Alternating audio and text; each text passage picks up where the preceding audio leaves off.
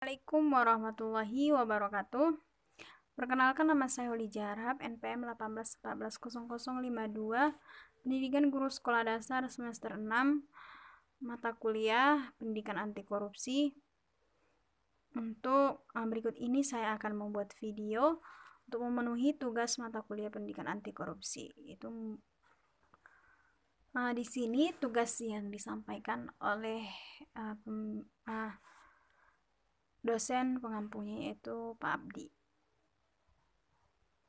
mengenai wewenang dari aparat penegak hukum di Indonesia. Tugas dari wewenang utama dari aparat penegak hukum di Indonesia,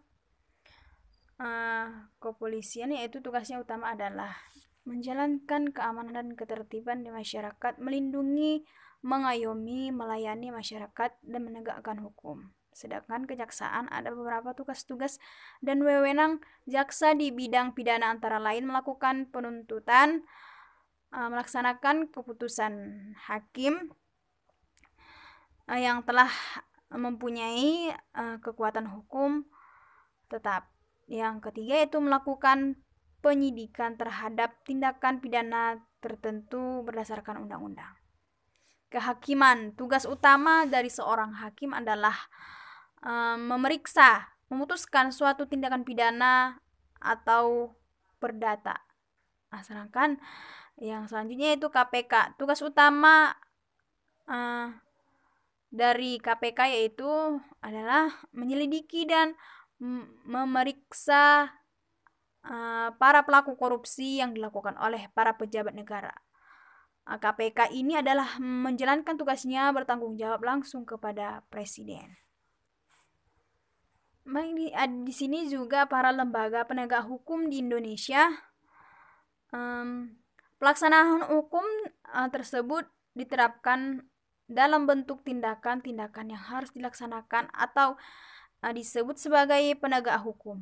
Dalam penegak hukum inilah peranan para lembaga penegak hukum sangat dibutuhkan. Hukum tidak bisa tegak dalam sendirinya. Oleh karena itu, peranan para lembaga penegak hukum dibutuhkan untuk menegakkan suatu aturan hukum. Baik, tadi sudah saya jelaskan fungsi dari tugas dari seorang kepolisian negara Republik Indonesia atau Polri. Sebagai lembaga negara hukum, tugas utama polisi adalah melihara keamanan dan negara. Ketentuan tentang kepolisian telah diatur dalam Undang-Undang Republik Indonesia Nomor 2 Tahun 2002 tentang Kepolisian Negara Republik Indonesia. Adapun wewenang kepolisian sebagai berikut, yaitu yang pertama yaitu melakukan penangkapan, penahanan, penggeledahan dan penyitaan. Yang kedua yaitu melarang setiap orang untuk meninggalkan atau memasuki tempat kejadian perkara untuk kepentingan penyelidikan. Yang ketiga yaitu membawa dan menghadapkan orang kepada penyidik dalam rangka penyidikan. Yang keempat yaitu menyuruh berhenti orang yang dicurigai dan menanyakan serta memeriksa tanda pengenalan diri. Yang kelima yaitu memanggil orang untuk dengar dan diperiksa sebagai tersangka atau saksi. 6 yaitu menyerahkan berkas perkara kepada penuntut umum. Sebelumnya kita harus mengetahui lembaga penegak hukum apa itu. Dalam bahasa Inggris, Amerika disebut Law Enforcement Agency, adalah lembaga negara yang bertanggung jawab atas penegak hukum di luar Amerika Utara. Organisasi semacam ini biasanya disebut polisi.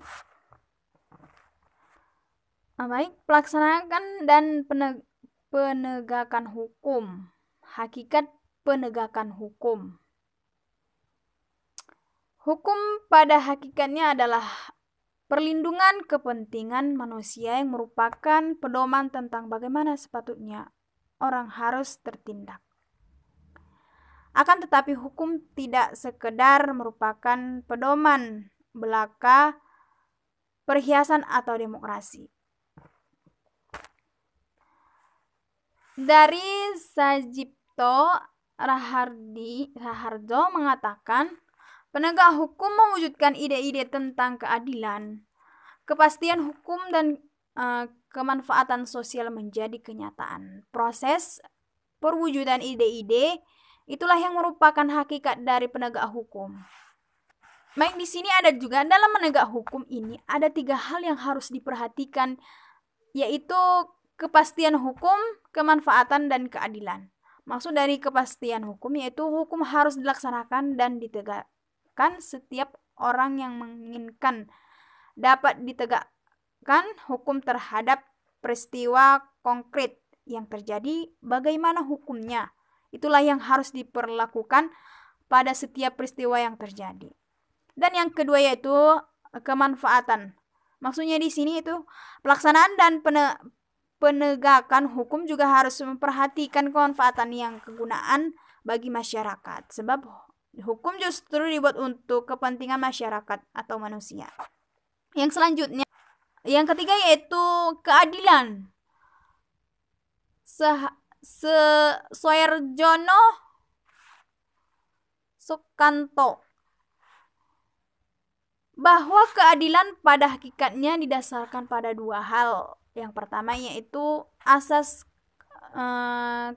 kesamarataan, di mana setiap orang mendapatkan bagian yang sama rata, yang sama, tidak membeda-bedakan, tidak pandang bulu. Yang kedua yaitu didasarkan pada kebutuhan sehingga menghasilkan kesebandingan yang biasanya diterapkan di bidang hukum. Ada juga di sini faktor yang mempengaruhi penegak hukum. Yang pertama yaitu faktor hukum sendiri, terus faktor penegak hukum, faktor sarana atau fasilitas. Yang keempat adalah faktor kebudayaan. Yang kelima yaitu faktor masyarakat. Baik, di sini saya akan menjelaskan satu persatu. Maksud dari yang pertama ya faktor hukum sendiri, misalnya undang-undang dalam sebagainya, semakin baik suatu peraturan hukum undang-undang semakin memungkinkan penegak hukum. Maksudnya di sini yaitu secara umum peraturan hukum yang baik adalah peraturan hukum yang memenuhi konsep keberlakuan sebagai berikut, yaitu berlaku secara yuridis. Maksudnya itu keberlakuan berdasarkan efektivitas kaidah yang lebih tinggi tingkatannya. Berlaku secara sosiologis, berlaku secara filosofis, berlaku secara futuristik atau menjangkau masa depan. Dan yang kedua yaitu penegak hukum. Faktor penegak hukum di sini ada penegak hukum terdiri dari pihak-pihak yang menerapkan hukum, misalnya kepolisian, kejaksaan, kehakiman, pengacara, kepengacaraan, dan masyarakat. Yang selanjutnya itu pihak-pihak yang membutuhkan hukum, yaitu badan legislatif dan pemerintahan. Yang ketiga yaitu faktor sarana atau fasilitas. Maksudnya itu sarana fasilitas tersebut mencakup tenaga manusia yang berpendidikan dan terampil, organisasi yang baik, peranannya yang memadai, keuangan dan yang cukup, dan seterusnya. Selanjutnya yaitu faktor kebudayaan. Maksudnya di sini yaitu yakni hasil karya cipta dan karsa yang didasarkan pada karsa manusia yang di dalam pergaulan hidup. Penegakan hukum berasal dari masyarakat, meliputi adanya pengetahuan tentang hukum, adanya menghayati fungsi hukum, adanya ketaatan terhadap hukum. Yang kelima yaitu faktor masyarakat, yaitu kebudayaan yang merupakan buah budidaya cipta rasa dan karsa manusia di mana suatu kelompok masyarakat berada. Ada juga di sini nilai-nilai merupakan konsep-konsep abstrak mengenai apa yang dianggap baik sehingga dituruti dan apa yang dianggap buruk sehingga dihindari. Nilai-nilai tersebut yang berperan dalam hukum meliputi antara lain yang pertama yaitu nilai-nilai ketertiban dan nilai ketentraman. Yang kedua yaitu nilai jasmaniah dan nilai rohaniah, keakhlakan. Yang ketiga yaitu nilai kelenggongan dan nilai kebaruan.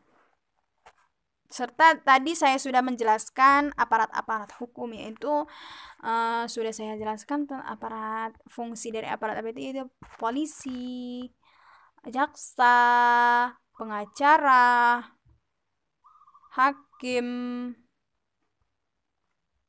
dan sebagainya. Demikianlah presentasi makalah yang saya buat. Saya akhiri. Wabillahi taufiq wal hidayah. Wassalamualaikum warahmatullahi wabarakatuh.